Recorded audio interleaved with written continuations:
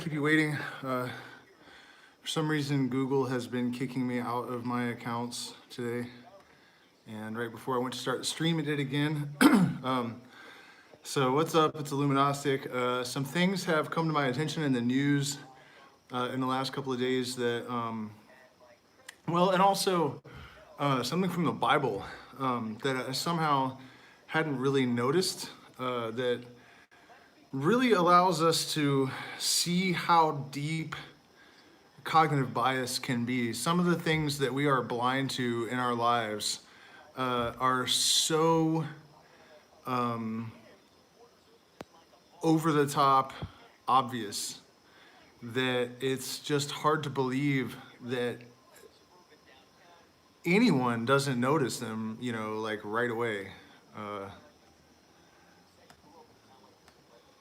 Pretty insane. So, but first I want to talk about this video. We actually went viral on TikTok today. Still, there's like 2.5 million views, I think, at the last. But a lot of people are bothered by the video because it's a video about, or the video features a monkey who is lighting himself on fire and eating the burned hair. He's not hurting himself. He apparently does this all the time, the locals told me. If you guys follow the channel, you've probably seen the video on my channel. But, so if you, I'm just saying, I guess if you see it, because it's kind of looking like maybe everyone in the world is going to see it. One of the really common things people are saying is like, why didn't you take the lighter away from him? You cannot take anything away from a monkey. A capuchin monkey is like a pit bull with opposable thumbs. It would rip your hand off. So we really didn't have any choice but to just observe. And I think the real value of this video, I wasn't really just going for like shock value or trying to find a dumb way to get views. This monkey is, hey, how's it going, Roshan? Is literally cooking food, and it lights the lighter repeatedly, and like I said, it does this all the time. I guess it goes downtown and it hangs out in the trees, watches for somebody to light a cigarette, swoops down out of the tree, grabs the lighter, and then it sits down and kind of carefully singes its fur so it can eat the burned fur. And it took me a minute to really process that and realize that I might have the only video in the entire world that actually documents an animal cooking food, a non-human animal cooking food and eating it. So pretty crazy, 2.5 million views in less than 24 hours. I posted it at 10 o'clock last night, I think. 3 years on YouTube, and I have almost as many followers on TikTok in a single day because of a flaming monkey. And it's not really that bad. He's not really, like on fire super hard or anything. He's just, like I said, he just singes himself and then he eats the singed fur.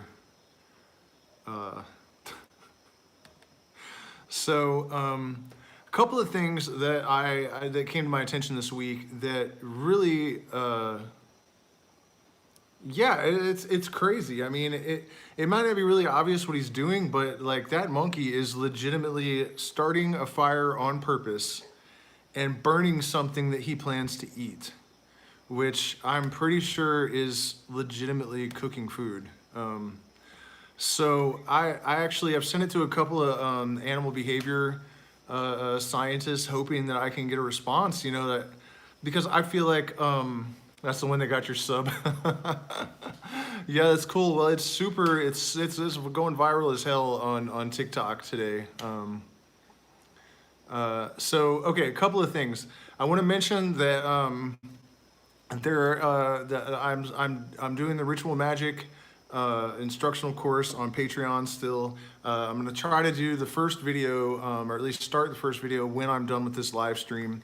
And it's going to be really good. We're going to talk about what ritual magic is really for, because I think there's a lot of misconceptions about it. A lot of people get involved with that kind of thing for the wrong reason. And mostly, and the only approach to ritual magic that's really like universally approved is using it as a tool to elevate consciousness. And you guys, you just give me the benefit of the doubt, and understand that I'm a pretty skeptical person. And so when I first started practicing, the lesser banishing ritual of the pentagram and all of these kind of things, it was really difficult for me not to. I mean, even though no one was watching, I still felt ridiculous, But then things started to happen, and I started to understand that there was something to it. And again, it's not what a lot of people think, but there's definitely something to it and something powerful. And it definitely, I really like, if you guys haven't seen, that comedian, Midnight Gospel. I don't know if it's still on Netflix, but really great cartoon. And he talked about DMT in the cartoon and ritual magic. And one of the things that one of the characters said in the cartoon was that ritual magic is kind of like throwing rocket fuel on the consciousness expansion process and lighting it on fire. And that's absolutely true. And there are a lot of warnings that need to be taken seriously. And I think that because we have started to kind of transcend superstition and have a more mature understanding of how consciousness interacts with the fundamental energies of the universe, we have maybe come to disregard certain aspects of these practices as non-essential, or we no longer have the proper respect. I mean, in the mystery schools, hundreds of years ago, even thousands of years ago, I don't know what you mean picking up a follower. You mean like an entity? No, I don't worry about that at all. I don't believe in that really at all. I have a tremendous amount of experience, I think, in this stuff, and in all of my psychedelic experiences and all of my magical practice, I've never encountered anything that I felt threatened by, or any voices that told me to do anything evil, or nothing harmful. And the way that I view the universe is that there's order and chaos, and what we call evil is actually just a product of entropy and chaos. It's not an active process. And I mean, you can believe in them if you want to, but I don't. I mean, it's just, I have been out there on the astral plane thousands of times, and I have never encountered anything, and also there's just hard evidence, if you consider the fact that the only places where demonic possession occurs are places where there are lots of Catholics. Demonic possession only occurs where people believe in demonic possession. So I would say that, believing in that kind of stuff, even if it is real, you're giving power to it by believing in it. So I don't believe in it because I have invited these things, just to see if I could get a response, and I really don't think that my position on it is that our will is sovereign. Our will is equal to that of the Most High God, if there is such a thing. I think of the universe as an infinite sea of consciousness. And so consciousness is equal to consciousness. It's like, for people that view deity or higher powers as being somehow superior to any other form of consciousness, it's like putting some water in one glass and then some water from the same source in another glass, and then claiming that one glass has somehow superior water in it. It just doesn't make any sense. And it's just superstition, it's antiquated, and it's harmful and toxic, and it's not real. If there were harmful, higher consciousness, powerful entities in the universe out to hurt us, we would already be gone, or we would all be fucking deranged and cannibalizing each other or whatever. I mean, I think that the evidence against it, I've never said that I ever did black magic. I mean, did I believe? Oh, you're saying when I invited these things. I mean, I don't really think of that as black magic even. Congress of Demons is just sort of a metaphor for communicating with parts of the subconscious that you don't normally have access to. It's a method for establishing expanded awareness of self and perhaps the universal mind as well. But it's just about mapping regions of the brain that we don't normally have access to. It's about shining the light in the places that we are unable to see. Yeah, I was a Mason, but that's not black magic. That's conspiracy theories that are based in Christianity, which is something that I want to discuss. And I'm not bringing this up because I am trying to be crass or because I want to attack anyone's religious beliefs, although Christianity is kind of taunting in that way. But this is something that I noticed the other day. I had kind of noticed it before, and of course, it's not really a new idea. The Gnostics, of course, believed that the God of the tribe of Judea, the Tetragrammaton, which is not Yahweh, by the way. There's all these people on TikTok, man. You guys, I know I'm not trying to like, be condescending or point out the obvious too much, but there are just so many spiritual, in Freemason we would call them Cowans, which is somebody who makes a false pretense at spiritual knowledge. And there are so many of these idiots out there right now. It's just absolutely mind-blowing. And they're making a fortune. And they'll some of them actually believe that they know things that are completely wrong, and they'll really just attack you in there. But one of the things that people talk about a lot is the Tetragrammaton and Yahweh being the false god of the Jews. The demiurgos is what the Gnostics called it, and the reality is that there's really no W in Hebrew. It's more like a V, and no one would ever say Yahweh. It's the glyph represents an unspeakable name. You're forbidden to even try to attempt to speak the Tetragrammaton.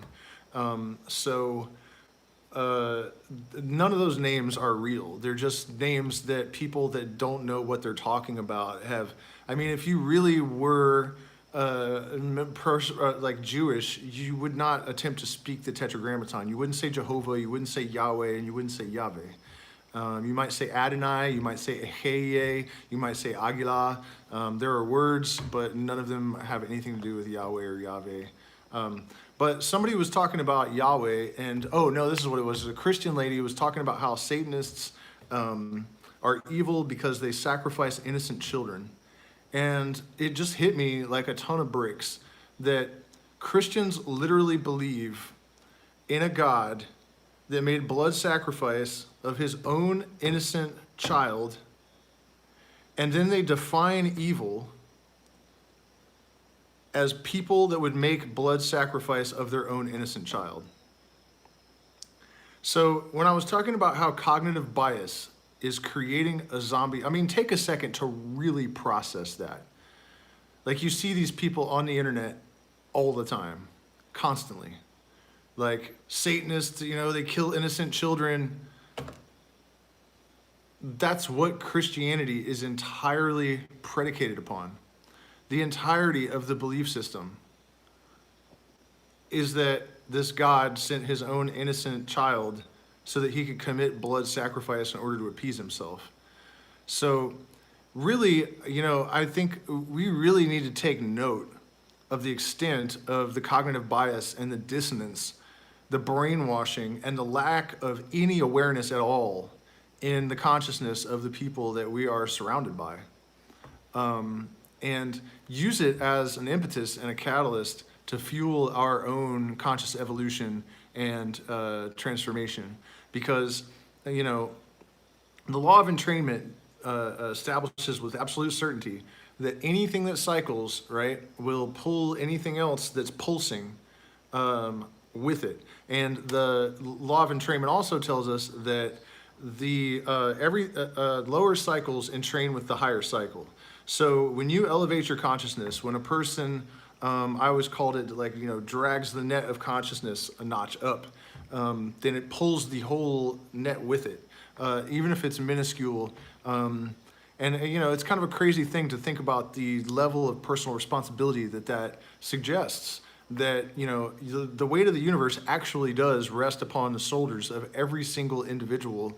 Every single individual unit of consciousness is fundamentally connected with the rest of the fabric of the net of consciousness, the universal mind. And when you elevate your own, you're pulling the rest of it up with you. And so one of the fundamental things that is restricting the evolution of consciousness, one of the great obstacles. In fact, speaking of Satan, Satan actually means adversary or stumbling block, ha-satan. And it's actually not, it's just so crazy how you know, we have religious people that insist that they absolutely know that the earth is, I almost said that the earth is flat. Yeah, it's not flat. It's definitely not flat. You can observe with your eyes that it's not flat. It absolutely isn't flat. But what I'm saying is these people that are absolutely convinced that their religion is the word of God, and they have no idea what the religion actually teaches. Satan isn't an individual being. It's referred to that way as ha-satan, which makes it individual, one time in the Bible. But oh God, what's his name? King David is referred to. If you read the Bible in Hebrew, there are 4 different people that get the name or the title Satan at different points, and it's not a reference to an evil being. It's just a title that was used in Hebrew. So it's like, even if the Bible, nice, man, awesome. Even if the Bible was the absolute true word of God, 99% of the people that call themselves Christians don't really know what it says. In order to try to even translate the archaic Hebrew that the Old Testament is written into modern English, is, you know, very difficult. And oftentimes a lot of these words, the terms that you would encounter, they're like James Joyce's polyglot portmanteau words, where every syllable can kind of be like unfolded or unpacked. So, you know, Elohim has elements of masculine and feminine and plurality, and that's one of the titles of God, for example. Most Christian people, their concept of deity is not sophisticated enough to make allowances for that. It's just a man. You know, I watched the debate with Timothy Leary, Dr. Timothy Leary, and some Christian priests a little while ago, and you know,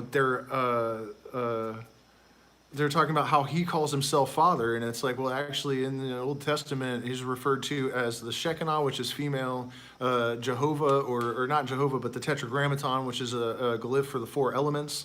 You know, just all of these different names, Elohim, and there are others as well. Eheye, which is supposed to be, it means I am, and it's just kind of like the statement that that consciousness is what created the universe. The realization of its own presence is what fractured the original duality that caused the process of division and reflection to occur. And so, but the craziest thing, and what I'm really trying to drive home, is that, you know, I cannot conceive of how it is that people could sit down at a computer and say, oh my God, these evil Satanists sacrifice children and then turn around and worship a God who killed his own innocent son in order to appease himself. The very definition of evil, according to these people, is exactly what they worship. And that is just incredibly frightening to me, that can be the case, that people are capable of holding these. Yeah, it's crazy, man. And it's also crazy, though, that, you know, I'm a person, I've been talking about this whole, you know, Jesus is the devil thing for a long time, since I was a kid. And I never really fully grasped that whole thing about how they would say that, you know, Satanists are evil because they sacrifice innocent children and then they worship a God that did exactly that. And it doesn't even occur to them that this God they're worshiping might be the evil force that they are so afraid of. In fact, there's a lot of other things in the Bible that very strongly would indicate that he would deceive the whole world. The Bible is the #1 selling book on the planet. That he would lie, you know, talking snakes and just even what he told them in the Garden of Eden, that if they ate of the plant of the tree of good and knowledge of good and evil, that they would die, and they didn't die. They lived, and they knew, which is what the serpent told them. The serpent said, "You won't die, and you'll know as Elohim knows." They ate of the plant, and they knew, and they didn't die. And I mean, it's just really crazy. But what I'm saying is, this isn't just about looking at other people, although that is important. I think we really need to be aware that the people around us in this world, a lot of the religious people and whatnot, are even crazier than you realize. And what happens when you wake up, the more you connect these normally non-communicative parts of your brain, the more you dissolve the institutionalized indoctrination, the matrix mind, the more you are acutely aware that you're surrounded by people that are dangerously insane. And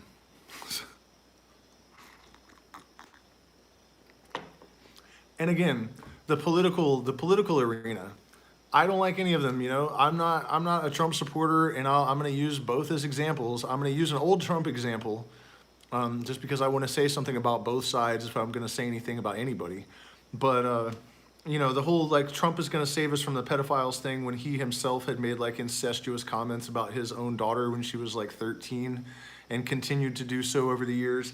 I mean, gross, dude. He's gross, and he's insane, I think, and probably, he's not a moron. He's really not. I mean, they tried to paint him as an idiot, which I don't think that's really true.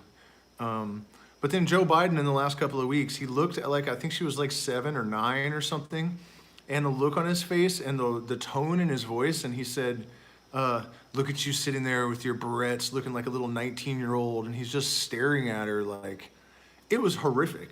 I mean, and we have to give something to the right here, that if Donald Trump had done something like that, it would have been like global like news. People would have been disgusted and horrified. I mean, this just happened, and there was barely a response. And then the other day he was talking about how something law that they needed to enforce, and he actually used Klan speak. Biden used Klan speak at a press conference. You can hear all of the black people in the room like gasp. This just happened, okay? And again, the left has not made a sound. There hasn't been any no response from them. Of course, some right-wingers have noticed. What he said is this will be enforced by hood and noose, which is total Klan speak. I mean, this guy eulogized, was it like a grand dragon of the Klan or something? And they were given to us as the antidote to racism. What'd he say? He was talking about enforcing some law, and he said it will be enforced by hood and noose. Straight up Klan speak from the current president. So, I'm not trying to encourage anyone to take sides with any political party at all, but I think that we really have responsibility as people that are trying to elevate our consciousness, and that hopefully are trying to address the sociological, I don't even want to call it a morass. I mean, it's more like an atom bomb has detonated, and we're like among the refuse trying to make some sense of it or something. But I think people, it looks to me like the people, even progressive people, are not really willing to confront this head on and admit how seriously insane it is. For Joe Biden to be able to say these horrific things about a 9-year-old girl at a press conference, and the left doesn't notice barely, and then he's using Ku Klux Klan terminology at press conferences now, and nobody notices. That it's horrific to me. It's absolutely horrifying. By the way, while we're on the subject of global change, it came to my attention today. I mean, this is really nothing new, but the rainforest where I live is an amazing, beautiful place. It really is like wherever they filmed Avatar. I realize it wasn't real, but it is real, and it's called the Amazon rainforest. Apparently, there is a super corrupt president in Brazil, and he is just handing the rainforest and all of the indigenous land to the mining and the forest companies, or the, I'm sorry, the not forest, but people that cut shit down and make paper out of it. The name of the timber industry or whatever. So I'm sorry, I'm a bit distracted because I realized that I forgot to copy the link, and I'm trying to do that so I can put it in the description. I think it's in my other group, actually.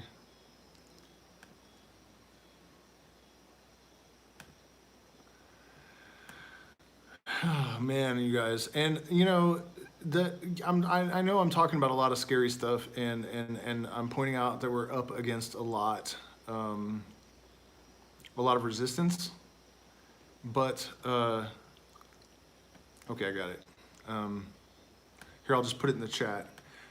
Here is how you can support the indigenous in Brazil. Yeah. Bolsonaro is the death of the Amazon. I mean, it's not just him. The Ecuadorian government just sold off 1/3 of the Ecuadorian rainforest. We can't allow this, you know. I mean, for me, this is kind of like, it's become my mission, but it might not be obvious because I feel like really what we have to do is change our internal landscape in order to use our consciousness to impose order on the chaotic energy in the universe around us, right? Change comes from within is not some campy, old saying. It's the literal truth. Okay, and then speaking of reform on one front, so Amazon rainforest, save that motherfucker. It's getting murked. We can't have that shit because we're all gonna go if that happens. So do click that link and check that out. Okay, so how about a trippy story real quick? This is kind of like totally off subject, but it's not. What I was alluding to a second ago was that the veil between our normal consciousness and that liberating consciousness that compels us to act in accordance with a higher order, and to create more symmetry and beauty, and to live in homeostasis with ourselves and each other and our environment. It's not so far from our normal consciousness. And so occasionally people will ask me like what I think of Buddhism, and I'm not like, it's not Buddhism's fault, but one of the consequences, I think, of sort of just the way they speak about this is that people tend to think of enlightenment as some like really far off, unattainable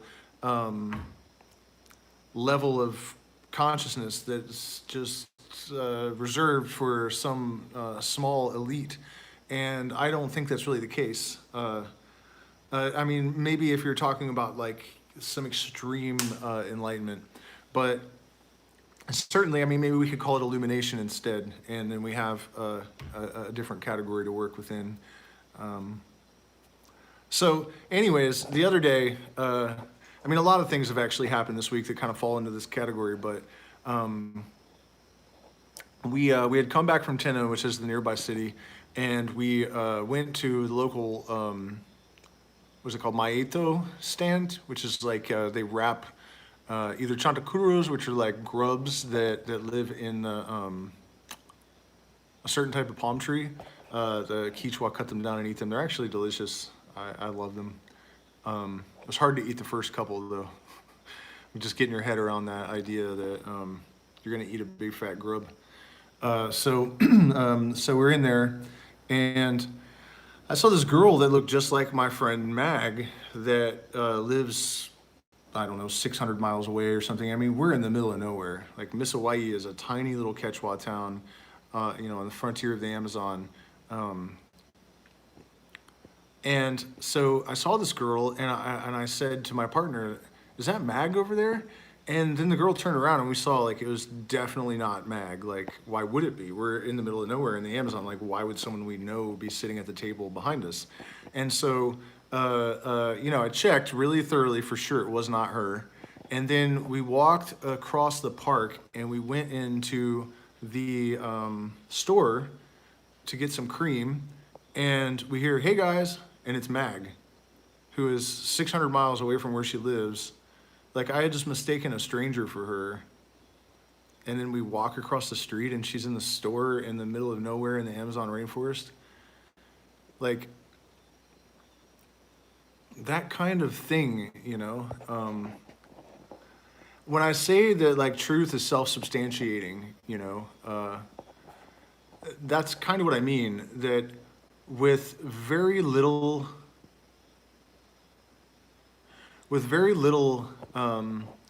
elevation of consciousness, the symmetry that exists in the wiring under the board is readily apparent. It doesn't take that much, and it also doesn't take that much intelligence to understand what it's implying in terms of the unity of mind and also just the capacity of consciousness that we can engage to enhance and enrich our lives. I think that these sort of Twilight Zone kind of experiences like that are, they just make life more full and interesting and fulfilling. By the way, you guys, do me a favor, hit the like button, share, subscribe, support us on Patreon if you're interested in my Ritual Magic course. We're going to start that soon. We really do appreciate the support because we have been demonetized, which means we get no money and there's no super chat. So I put a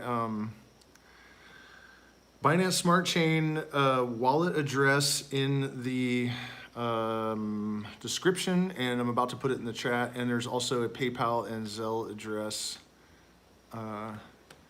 You can send us a one-time donation, and again, we really do support it because we are demonetized. And I don't know what's going to happen with the 2 million, it's probably up to 3 million views by now, the monkey video on TikTok. I don't think we get paid anything. I don't know how we monetize that, but it'll be interesting to see how that impacts the rest of our social media. Because it's really, that's one of the reasons I'm kind of falling behind on my other work. I've been trying to kind of keep up with the comments and stuff. Man, when you have 2 million views in 12 hours or whatever, and you're trying to like even just keep up with a little bit of responding to people and stuff, it's really ridiculous. I don't know how a lot of the bigger people that I know even manage to manage it all. I almost need to hire someone. I just don't have any money, but just to keep up with my little bit of stuff, it's actually fairly difficult.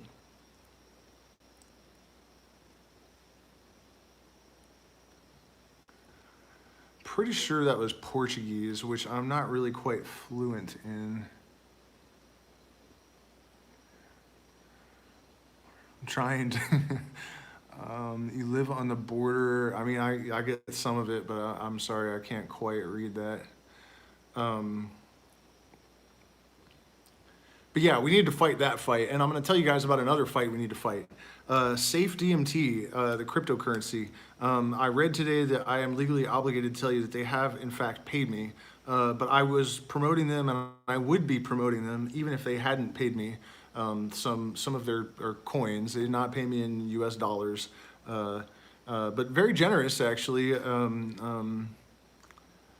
considering that we didn't have an agreement or anything.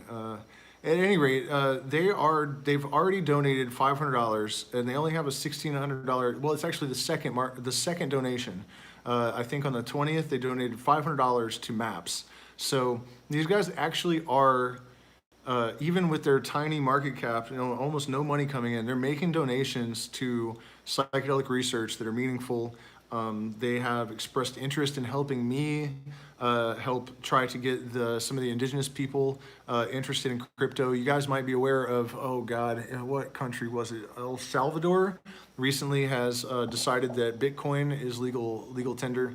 And, if you're still on the fence about crypto, or you hear like the naysayers from the mainstream that are saying, oh, it's not backed by anything, it's not worth anything. says the idiot with a bunch of like paper in his pocket. Like, what kind of utility does paper have? Like, it's not backed by anything either. It's not backed by gold. It's just the only thing that makes our currency valuable is an agreement to pretend that it is at this point. That's it. And if the same is true of crypto, so what? I mean, um, so what I'm getting at though is I think it is one of our essential tools. I feel like these sort of serendipitous developments like this, where the wealth is so incredibly out of balance, and along comes cryptocurrency, which has the capacity to redistribute that wealth and to do so in a way that takes the control out of the hands of the banks. And even the Securities Exchange Commission has had a hard time putting some of these guys in check, which is pretty incredible. And so, they're doing a lot of good work, and I just want to encourage you guys, not financial advice, but if you haven't invested in Safe DMT, there's a video on my channel, a full interview with the full team. They've all been doxxed. We've seen their faces. They're totally amazing people. It's definitely not a scam, and they're already having some impact in this, giving donations to solid organizations like MAPS. Okay, so where are we at here? I did. Really all I wanted to talk about tonight is to just really, they're solid people, man. I'm happy about that project, and I'm not happy to see it moving so slowly. There's so many just absolutely stupid shit coins that I have watched go from $0 to $200 million market cap overnight. And the fact that these people are trying to do good things and have a positive impact, and they're hovering around the $16,000 market cap is just one of the dumbest fucking things that I am aware of at the current juncture. And so, project purpose? No, it's their purpose is psychedelic research. In case you're not aware, psychedelics have, well, to quote a researcher from Johns Hopkins, he said it's simply unprecedented in the history of psychiatry that a single medicine can produce such lasting and meaningful results across such a wide spectrum of applications. So it's just an area with a tremendous amount of potential, and they can be used to treat PTSD, addiction, psychopathy, probably. You name it. Any kind of neurological aberration whatsoever can be effectively treated with psychedelics. And so, if they can get everyone high, I hope they do. I hope they do it very rapidly, because exposure to the universal mind, which is what I think these compounds do, is one of the most powerful ways that we can facilitate the kind of change that we need to see if we hope to survive. I would say isn't an exaggeration. But anyways, what I was trying to say tonight mostly just is that we really need to realize, like, 5 grams for everyone. If you haven't, if you didn't notice that thing with Christianity that I illustrated earlier, that's something to really think about. Like I was saying before, I don't know if I finished the idea, but this isn't just about analyzing other people, looking at ourselves and thinking like, holy shit, man, how much am I oblivious to? How much selective perception am I plagued by? How much cognitive dissonance am I living with in my own life? If people are able to describe evil as, people that could sacrifice an innocent child to appease their God and then turn around and worship a God that sent his own innocent son here so he could make blood sacrifice to appease himself. That is batshit fucking crazy. And that is what Christianity is, basically. So, yikes. And then if you look at the political spectrum, you also see a mass of people on both sides of the aisle that are just completely delusional and seem to be unable to perceive the actions and behaviors and statements of their leaders at all whatsoever. Um, yeah, it's really funny that you should mention that, Fernando. It is. I'm not saying blood sacrifice isn't a real thing. Um, I'm just saying that for someone to say that it's evil and then worship a god that is the whole story is based around them, the god they worship doing the thing they say is evil, those people really need to think about things a little bit. Think this shit through. Like, and the fact that they don't even notice it is it's terrifying. You know, it's really terrifying. And again, it's just as scary to me that that the Democrats could elect Joe Biden and then have him, using Klan speak from the podium and clapping themselves on the back for getting the racist out of the White House. I mean, this level of delusion and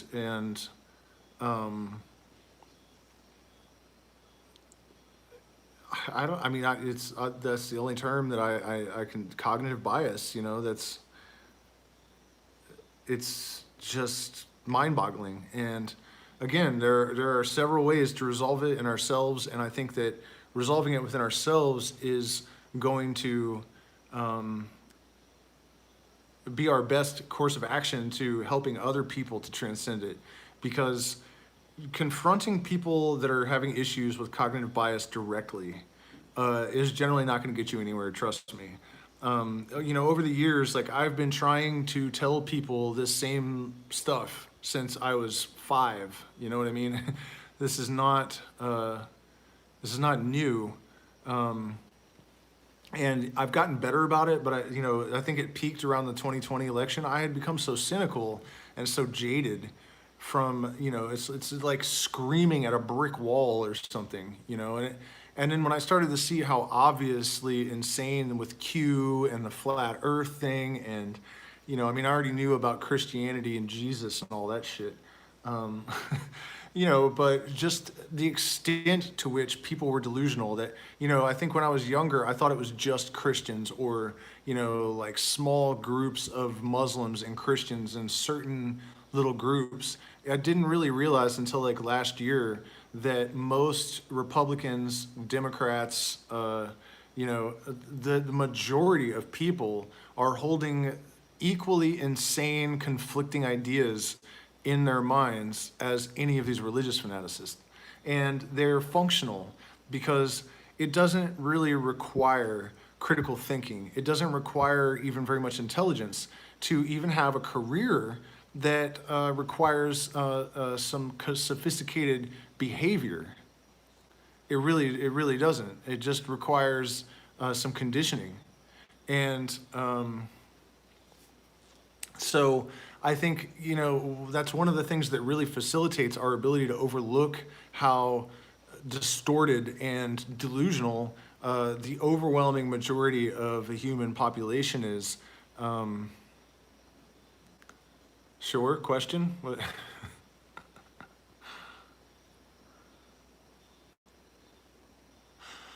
But yeah, I mean, that's what I'm saying, that it's, what I found out the hard way is that if you try to confront people that have these issues directly, they just, and in fact, I heard a psychologist talking about this on a podcast the other day, and he said that, yeah, there may be a spiritual retreat for sale here. And in fact, I was going to mention this towards the beginning of the podcast, or the, whatever this is, live stream, and I forgot. But there was this property that was for sale here, and I don't know exactly what the situation is, but I've kind of stopped talking about it, partially because it sounds like there might be some Russian investors that are going to buy it. But they may need partners, and it's like, I can't remember now, 3,700 hectares or something, with 3 rivers, and one of the rivers is loaded with gold, which you could just put a sluice and not do any environmental damage and pay for the property. There's tons of gold here. Even, the indigenous people in town all have like really nice sluices out in front of their houses and stuff, because there's a lot of gold. A lot of them just, a lot of the women will pay most of the bills by just panning for gold a few hours in the creeks here in Hawaii, Ecuador. There's tons of gold in Ecuador, and that's really one of the main reasons why we're having such a hard time keeping the Chinese mining companies out of here. There's gold just throughout the forest. Um, yeah, man. I mean, I would love to see something happen with that property. I mean, no deal is done until it's like finalized, and I don't know what's going to happen with this property here. It would be really nice to increase some tourism too. I mean, it's a beautiful place. It's amazing here. There are caverns, there are caves, the jungle is full of ayahuasca everywhere, which is just cool. The monkeys in the park are pretty tame, and there's a couple of different tribes here that are pretty welcoming to outsiders. The Warani, 2 million? No, it was 700,000. Um, I think it was like 750,000 for the land. And also he said he would take payments and it could be done really informally because the guy that owns it is in Canada and he just doesn't want anything to do with it. So he's willing to work with people here. Um,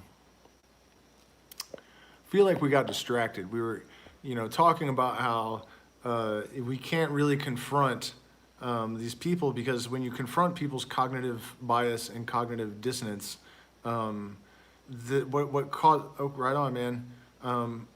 It causes a fight or flight response. And the way that I experienced that is, people would just cancel me, basically. And where I really made the biggest mistake, this channel was a lot bigger. My live streams were getting massive. The main thing I did to kill that was to confront people about how both parties were just the same party and that it was all an illusion, that they were all brainwashed into believing that there was actually different parties. And now it's like so sickeningly obvious that a lot more people are realizing what's going on. But still, most people would rather just pull an ostrich and stick their heads in the sand and try to pretend like it's not happening. That's not going to work. At this point, we need a miracle. Luckily for us, the universe is literally made of miracles. When people say that's impossible, it's hard for me to understand how people can think things are impossible that have been to the universe before. Well, I do know why it's so hard. It's because there are layers and layers to it. I mean, part of it is just early indoctrination, like whatever patterns are formed in the brain, whatever perceptions are, crystallized like really early on, especially if people don't have any reason really to restructure those patterns, then they just kind of harden over the years. And then, by the time somebody's like 40, they're not really a fluid being anymore. They're just they've sort of like petrified. But instead of water passing through and depositing crystals or minerals, it's information and experience that has passed through them and petrified them. Or passed by them and petrified them. I don't know what the better way to put it is, really. But then there's also the whole fear of the unknown thing. I don't know what's up with that. I talk about that all the time, but it's people just really want to believe that they know what's going on. And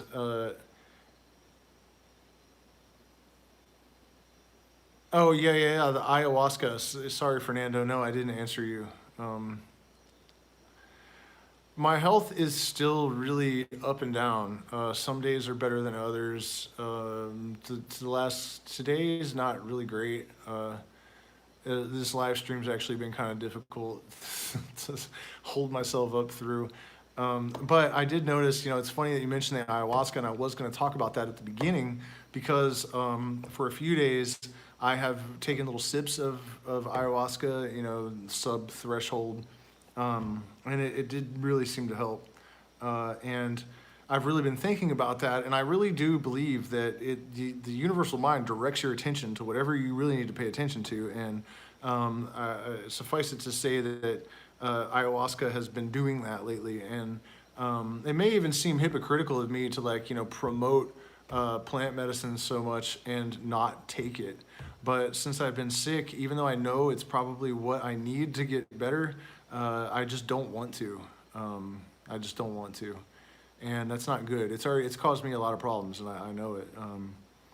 So that's one of my, one thing I did want to mention, because I know you guys have been following this whole story pretty closely, is that our situation has improved a bit in that the homeowner is no longer coming home 2 months early. So we have 2 more months to figure out what to do next. And I really just couldn't imagine having to move right now. I was trying to imagine carrying suitcases and stuff. I don't feel fit for that. And we really didn't even know where we would go. So that was good to find out that we have 2 more months. So my health is still rough, but I am hopeful. My spirit is getting stronger. I feel like I'm connecting to my fundamental purpose again. I'm a little bit more creative and a little bit more lucid, and it just feels like we're moving forward in a lot of ways. So yeah, it's definitely better than it was a month ago. I mean, it got scary, man. I like, the street is not very far to go to Tenna, like, I don't know, 200 yards at the most or something. And I would just walk at a casual pace, and I was like trembling by the time I got to the highway, like pouring sweat and shaking and weak, and it was really fucking scary. So I guess better, not as good as I would like, but better. And thank you for asking. But you're actually absolutely correct about the ayahuasca. In fact, one of those signs that I encountered the other day is that, the possibility that I have Lyme disease has gained some ground in my mind. I actually come from a part of California that has more Lyme disease than anywhere else in the world. My last girlfriend, before I left California, her entire family had it, and it's really bad. And you can't really treat it after the first 30 days. So that's something I've been thinking about. And one time ayahuasca said, well, you want to know why you don't feel so good? And suddenly, I can't get a fucking Rife machine here in Ecuador though, dude. I mean, I know about Rife machines and it could work. But I also know Lyme patients that have used them and not had anything really. I know you need a Doug coil or something. I mean, I'd be willing to try it for sure. No post? I don't understand. No post? No post about what? So the ayahuasca was like, I'll show you what is wrong. And suddenly I could see into my stomach, and there were just all these bugs. Oh no, man. That's one of the things that killed us financially. We were basically like maybe 20% of my income came from YouTube. And then, another 30 from plant medicine ceremonies, because I don't really like to do those. And then the rest was from our rape and shipping dried plants around the world. And the post office in Ecuador was permanently closed because of COVID. And these private shipping companies are so expensive, they're prohibitively expensive. So between the tourism and then the YouTube channel got demonetized, my health went to hell. So all the money that we had saved, we spent on surgeries, and then the post office shut down. So our rape and all of that business was gone. So we really we just got torpedoed from every direction. But literally, like, all of we came here with nothing, and we managed to create like 4 streams of income that were all just vaporized in the last 2 years or whatever. And then I was waiting for an inheritance that was supposed to be done like 2 or 3 years ago. And my brother went insane and is incommunicado. Without his signature, we can't proceed. I wasn't anticipating that either. So it's like we had we're not really living on much of anything. That's why I'm always asking you guys to support us, because that's how much trouble we're in, you know what I mean? And it's not really like we had just did a bunch of reckless, dumb things like we did years ago, but we did create all these successful streams of income. And we were really proud of that, But COVID, and then, since we're talking about it, I'll tell you the rest of it. My son was born here. I'm not used to living in the matrix. I've never lived in the matrix. So the kind of paperwork and the hoops you have to jump through and stuff, I don't know anything about it. Like filing taxes and shit, I don't know anything about all that. So, since the U.S. government's sanctions or whatever, the restrictions from this country, the post office being gone, and tourism disappearing, all that kind of stuff, since they killed our income, they're doing the COVID relief for kids. But my son doesn't have a social security number, but they've shut the embassies down, that part of the embassy that does births abroad. So we can't get him a social security number. So we're not eligible for the COVID relief money from the United States either. So like it's been pretty insane. And we have a couple of supporters that have really helped, and it's been really heartwarming and inspiring to see that there are people in the community that derive enough value from the content that we put out there that they've showed so much support. But we have a long ways to go, and one of my objectives, it's great that I managed to, even in really bad health and everything, to live outside of the matrix, and even through COVID to have managed to have some degree of independence. And, it's been a struggle, but we've still done it. I want to do more, I want to be able to spend money down here in Miss Hawaii. There's no one coming here. People have no income. And, up until recently, my partner and I were able to at least be that one gringo couple, that could hand $5 to a refugee family, in a country where people make $3 an hour. It was, yeah, we definitely, I could use a web page. I think that would probably really help me. I've been thinking I could do a lot of integration work and stuff online, probably. I teach guitar lessons if anybody's interested in doing that online. But yeah, there's just a lot that we want to do to support the communities here. And since COVID, it's like I've just been rendered totally ineffective in a lot of areas because I just don't have any resources anymore. Which, in a way, it's a good to experience. I've never had that problem before. Even though I lived outside of the matrix, I was always very well funded. So, I just never really thought about it. I've always just lived in the moment, and I always had more than enough, and that's it. I was an outlaw. That's how outlaws are, I think. So.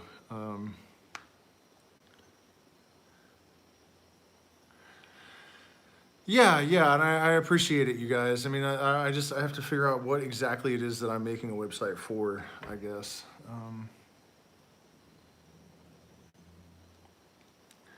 Yeah, but that's what I do, I feel like I'm here, my contribution has always been to encourage people to transcend the matrix mind, to pursue their higher purpose. And the thing is, it's not something that I have decided that I should do because I think it's good or something. It's literally what I do. Like, I can't help it. I've always done it. And it's kind of an interesting thing. It's like, it's not like I have some dogma that I'm teaching or some spiritual belief or something exactly, kind of. But it's more just about not having any beliefs and, really resolving the crisis of purpose and, trying to battle against oppressive white tourists gone wild. The oppressive ideologies that have constrained the free evolution of consciousness and personal expression and personal independence. The Luciferian archetype, according to Jung, was this enlightening impulse and something that actually was working for collective liberation. It really blew my mind when I read that, because when I was younger, I had this really strong fixation on both Lucifer and Jung, even though I never read any Jung. And when I read his description of that archetype, it was like exactly what I've always felt compelled to do, And that's actually, ayahuasca told me that before I read Jung's archetype. Ayahuasca told me that there are these archetypes There are 12 of them basically, and they are like sort of emanations from consciousness. You could think of it like there's a central, people call it source, I guess. I hate to use those kind of cliche, sort of trendy spiritual terminologies, but you know, people refer to it as source, and then it sort of emanates consciousness, and you could think of it as like the sun and the zodiac. It's sort of the same thing, and then it emanates in these different, through these different filters, I guess, or at these different frequencies, and then those are where we get these fundamental archetypal personalities, and one of which being the Promethean or Luciferian. And she said, you know, the reason that you had this fixation with Lucifer is not, you know, I knew I had no dark intent or purpose or anything, but she said that's really what that is.